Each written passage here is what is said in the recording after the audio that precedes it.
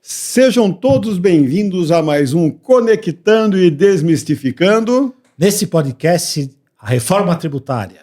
Lima, você é o máximo, cara. Você consegue falar bem mesmo. Obrigado. Lima, eu ensaiei pra caramba para falar essa frase, então vamos ver se eu vou falar certo. O split payment, falei certo? Quase. Puxa, quase. Pô, gente, minhas aulas de inglês não estão dando certo. Mas esse split payment, ele é uma inovação, né, que a reforma tributária trouxe, Lima, e que está assustando muita gente, né, porque as pessoas ficaram um pouco apavoradas nessa nova, né, sistemática, que não é tão nova, mas nova na forma de se implantar. Fala um pouco para nós o que é esse split payment, como que está legalizado isso dentro da reforma tributária. Nos atualiza aí, porque você é o cara da reforma, vai lá. Bom, primeiro não é uma novidade, né? O split payment é uma sistemática que já é conhecida da maioria dos contadores, né? Dos empresários. É uma forma de pagamento antecipado. É simplesmente a retenção do imposto, né? Hoje nós já temos, né? Hoje já temos a retenção dos impostos. Só que a gente vai lá e paga, né? Exatamente. Mas o que tem de novidade é que vai ser pago na fonte na hora que você for pagar a mercadoria. Né? Então teria que ter uma operação bancária nisso? Exatamente. A ideia é, na hora que for pagar a mercadoria, parte do imposto já ficar retido na hora da operação de pagamento da mercadoria. Então, assim, é uma coisa bem complexa, né? E é preocupante, porque tem algumas questões tecnológicas que são novidades, né? Então, na operação, você vai ficar na operação de débitos e créditos aí, quando você fizer a operação de compra e venda, parte do imposto vai ficar ali retido, e isso pode gerar algumas questões. Uma delas é a questão tecnológica, porque a gente sabe que o governo hoje tem tecnologia para essa retenção, mas o governo sempre tem tido problemas com tecnologia. A gente vê que o ECAC hoje ainda tem problemas na geração de... Tivemos pau no ECF, agora nós vamos falar de reter na Todo fonte. ano a gente tem problema, né? Então o SERPRO vai ter condições de estruturar tudo isso. Lembrando, toda a parte de serviço e comércio vai ter retenção, né? Então vamos pensar, todo o DANF que for emitido, seja o DANF de venda de mercadoria, né? Ou o DANF de prestação de serviço. Que hoje ainda é uma ficção. Não chegou ainda, mas... Não chegou, é ficção entre aspas. Já existe, mas não... A partir da estruturação da reforma tributária, lembrando que tudo vai ter uma alíquota única, né, praticamente, não seja alíquota reduzida, alíquota padrão, enfim, mas vai ter uma alíquota única, né? Então vai ser... Todas as notas vão ter algum tipo de retenção. Imagina, o IBS, o CBS, nós não falamos do lucro ainda, que estaria à parte, né? Isso não mexeu ainda. Não mexeu ainda, mas entraria nesse bolo com certeza, de alguma forma.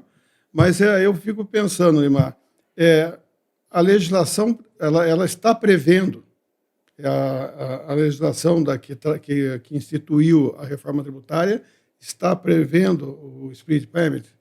Tá claro lá, tá claro. Inclusive já deram alguns exemplos. A gente vai colocar na tela como é que é essa retenção, né? Então vamos lá, acho que é melhor você explicar primeiro. Vou dar um exemplo. Por exemplo, a gente debate depois, vamos lá. Vou pôr aqui na tela para que vocês entendam. Por exemplo, o fornecedor A vende uma mercadoria a R$100, né? Vamos dizer que a alíquota seja 26%. Então, você vende por 100 mais 26, que é por fora a alíquota, 126, tá? Esse fornecedor... O que adquiriu vende por 150. A alíquota de 26 é 39, né? Se você botar 26%, 150 é 39. A retenção entre a diferença é 13, que é a diferença entre um e outro, tá? Esses 13 já vai ficar retido na venda. Então, o governo já vai reter. O que vai acontecer aí? Primeiro, vai ter que ter uma operação aí de supercontrole, né? Então, esses 13 já vai ficar, na hora que pagar os 150 lá, na venda, 13 já vai ficar retido. Uma espécie de retenção, que é o tal do split payment. Tá? Porém, o que vai acontecer aí na questão do fluxo de caixa do empresário? temos um problema aí, porque hoje imposto... Hoje tem operação que é financiada com imposto, né? Exatamente. Porque uma grande deficiência hoje, vamos dizer assim, do empresário, talvez não por só culpa dele, pelo próprio sistema que nós temos no Brasil hoje, é que ele faz o custo dele, ele monta o custo dele, mas não considera o tributo. Exato. Aí na hora que ele hoje está embutido, depois então não piorou, paga, né? Piorou. Agora ele não tem chance. O dinheiro que vai cair na mão dele é só o dinheiro líquido do imposto. Exatamente. E pior ainda, o mundo né, ideal para o tributo, né? Desculpa, mundo ideal para o governo, né? O governo é perfeito. Porém, tem outro agravante. Nós demos um exemplo simples de uma única venda de um único produto. Mas uma operação de uma empresa, ela tem vários produtos, vários créditos e vários débitos. Ou seja, você pode ter uma operação que gera credor no final do mês. Ou seja, o governo tem que devolver o dinheiro.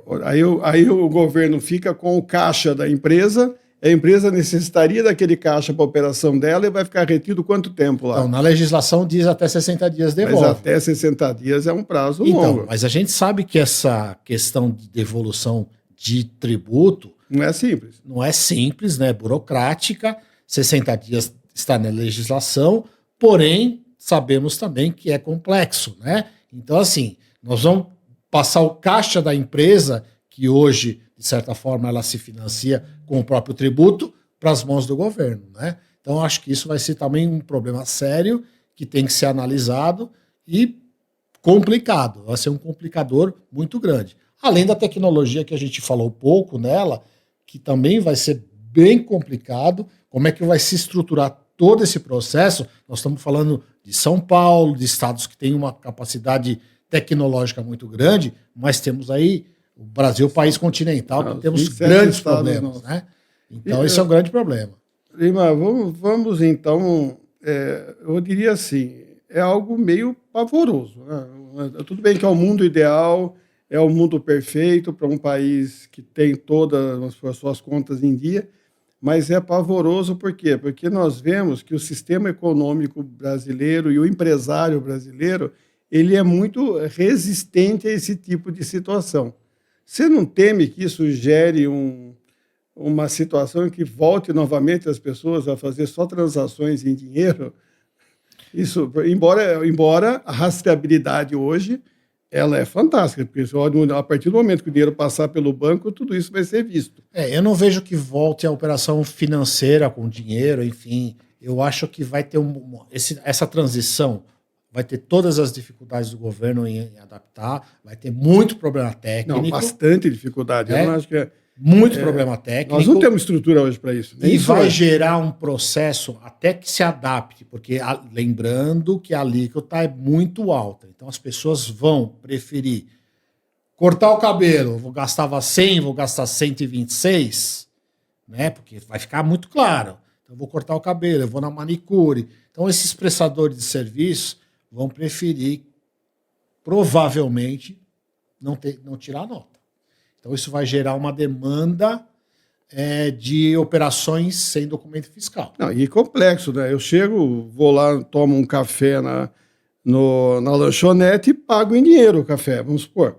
Eu pago em dinheiro. E como que esse dinheiro vai gerar o tributo? Como esse tributo vai ser retido na fonte se eu paguei em dinheiro? Se eu pagar no cartão, concordo. Então, mas é que hoje eles têm... a operação está toda... Hoje você dá cartão de débito para pagar um café. Não, sim, mas você vai gerar... Eu estou voltando o relógio, dizendo assim, se por acaso eu pagar em dinheiro, é uma situação que aí começa a gerar novamente uma situação que a gente já fugiu dela há muito tempo. Isso se você fizer um comparativo, o volume, talvez, eles devem ter feito talvez uma projeção. Esse volume em dinheiro talvez não seja um volume relevante. Para as transações empresariais, em dinheiro são baixas. Então, compensa essa operação em dinheiro, que volte, mesmo em dinheiro, que volte um percentual, mas a operação grande, que precisa ser controlada, eles continuem controlando. Que é a nota fiscal, né? Que é o que vai precisar de nota fiscal. E talvez esse prestador de serviço pequenininho, eles não queiram controlar também. Então, assim, não vejo talvez um risco muito grande. Mas eu entendo que vai acontecer num primeiro momento, o impacto do tributo principalmente sobre o prestador de serviço, que vai sair de uma tributação baixa para uma tributação alta, né, que vai ter um impacto grande, vai gerar sonegação clara. Né? Eu falo, tem um mundo real e um mundo ideal. O mundo existe, verdadeiro. Né? Existe uma cultura brasileira. Nós temos que ter uma legislação que ela seja firme, seja prática. Agora, realmente eu me preocupo, porque o sonho do governo é arrecadar, e arrecadar agora, em tempo real. Lembrando que esse projeto, vamos dizer, a transição, vamos dizer, o processo são 10 anos, certo?